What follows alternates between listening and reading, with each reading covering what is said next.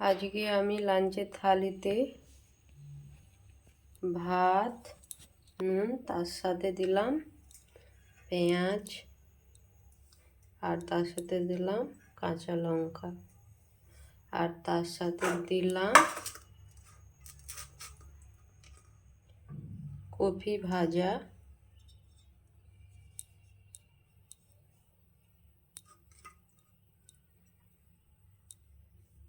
আর তার সাথে দিলাম উচ্ছা ভাজা,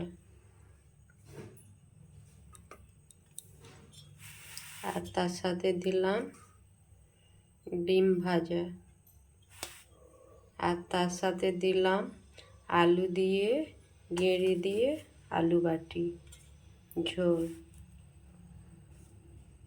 আর তার সাথে দিলাম চাঁদা মাছের টক। তো ভালো লাগলে বন্ধুরা আপনারা সবাই লাইক করবেন।